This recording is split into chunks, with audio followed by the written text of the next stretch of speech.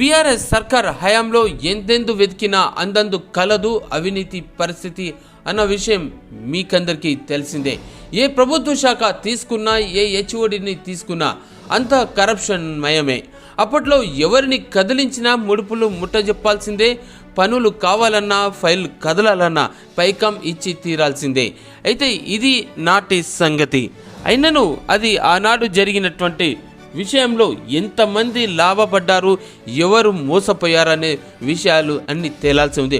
ఒక్కొక్కటిగా బయటికి వస్తున్న తరుణంలో ఇప్పుడు మీ ముందుకు మరొకటి ఇక్కడ. అయితే ఇప్పటి వరకు సంబంధిత తాబేదారులకు కోరిన మేరకు రొక్కం ముట్ట చెబితేనే పనులు చక్కబట్టేవి. అందులోనూ ఆర్థిక శాఖ అయితే అప్పట్లో మామూలకు అడ్డగా మారిపోయిందని కూడా చెప్పొచ్చు. ఇక బీఆర్ఎస్ సర్కార్ హయాంలో రాష్ట్ర ఆర్థిక మంత్రి ట్రబుల్ షూటర్ అని చెప్పుకునే హరీష్ రావు ఆ శాఖకు మంత్రిగా ఉన్నప్పటికీ అందులో మాత్రం అవినీతి ఏమాత్రం ఆగలేదనే చెప్పొచ్చు. స్పెషల్ చీఫ్ సెక్రటరీ రామకృష్ణారావు తన తాబేదార్ ఫైనాన్స్ డిపార్ట్మెంట్తో విచ్చలవిడిగా వ్యవహారం కొనసాగించారు. అయినా ఇచ్చిన అండతోనే state finance department personal secretary Srihari Mangamma, section officer, additional సెక్రటరీలు వినోద్, శ్యామ్ మరింత రెచ్చిపోయారు. అయితే ఇతగాడు ఒక్కొక్క ఫైల్కు ఒక్కో రేటు కట్టి అందిన కాడికి వీరంతా దోచుకున్నారు.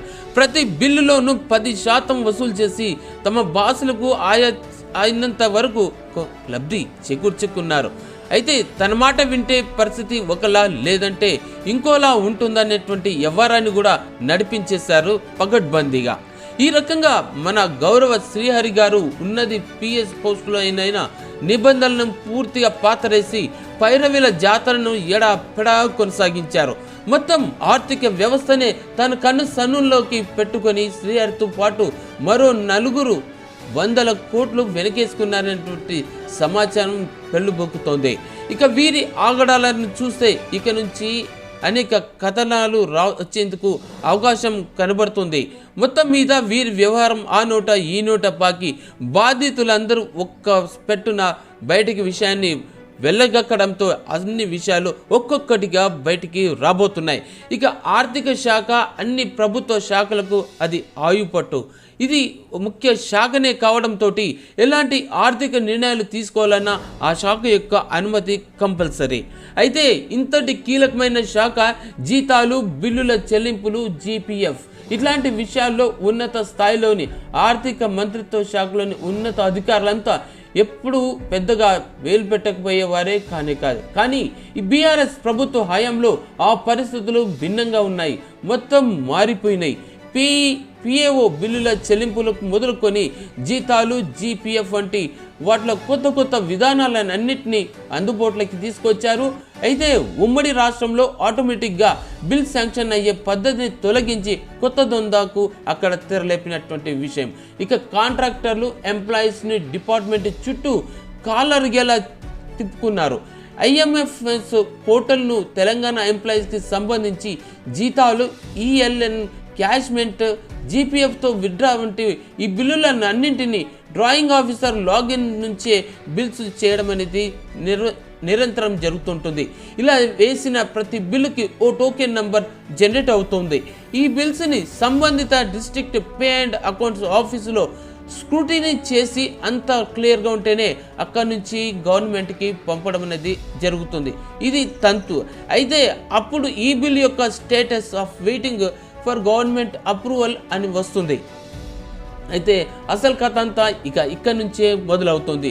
ప్రొసీజర్ ప్రకారం బిల్స్ అనేది క్లియర్ కావాలి అంటే టోకెన్ నంబర్స్ని సీరియల్ వైజ్గా క్లియరెన్స్ చేయాల్సి ఉంటుంది. కానీ గత ప్రభుత్వ హయాంలో సెక్రటరియట్లో దీనికి సంబంధించిన అధికారులు ఎవరైతే బిల్ క్లియరెన్స్ చేయమని వాళ్ళ దగ్గరికి వెళ్ళి పర్సనల్గా రిక్వెస్ట్ చేస్తారో వాళ్ళవి మాత్రమే క్లియర్ చేస్తూ అనేది జరిగేది.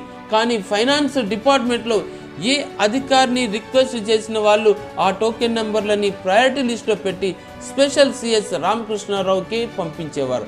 మరి ఇలా ఏ బిల్లు క్లియర్ అవ్వాలన్న స్పెషల్ సిఎస్ క్లియరెన్స్ లేనిదే ఏది అక్కడ పని జరిగేది కాదు. అయితే ఇలా రిక్వెస్ట్ రూపంలో వచ్చిన ఎక్కువ ఫైళ్లు పైరవీకారులవే కావడం ఇక్కడ గమనించాల్సిన విషయం. పైరవీకారులకు సంబంధించిన ఫైళ్లనే ఫైనాన్స్ డిపార్ట్మెంట్లో కింగ్ మేకర్గా ఉన్న శ్రీహరి రామకృష్ణారావు ఇతర ఉన్నతాధికారుల అండదండలతో కలిసి ప్రతి పనికి ఓ రేట్ మాట్లాడి అక్కడ పనులన్నిటినీ చక్కబెట్టేవారు. ఇక తన మాట వినని వారిని ముప్పు తిప్పలు పెట్టి 3 చెరువుల నీళ్లు తాగించేటువంటి వ్యక్తి అతడు. ఇది ప్రొసీజర్ను కాంట్రాక్టుల విషయంలో ఆయన కొనసాగించారు. ఇదే ప్రొసీజర్ ఎల్లకాలం కొనసాగింది. ఇక పెద్ద మొత్తంలో ముడుపులు చెల్లించుకున్న వారికి తొందరగా బిల్ క్లియరెన్స్, ఆ తర్వాత డబ్బులు చెల్లించని వారికి లేటుగా చేసేటువంటి పని. అదే టైంలో అన్ని రకాలుగా క్లియర్గా బిల్లులు ఇతరత్ర వ్యవహారాలకు అన్నిటికీ ముడుపులు ముట్ట చెప్తేనే అక్కడి నుంచి పనులు జరిగేవి, లేకపోతే పక్కకు పడేసేటువంటి విషయం కొనసాగేది. ఈ ఇన్ని విషయాలన్నిటి బహిర్గతంగా బయటకు రావడం, ఒక్కొక్కరు బాధితులంతా తమ గోడును వెళ్ళబోసుకోవడం ఇప్పుడు సర్వత్రా ఇదొక చర్చనీయాంశం అయింది.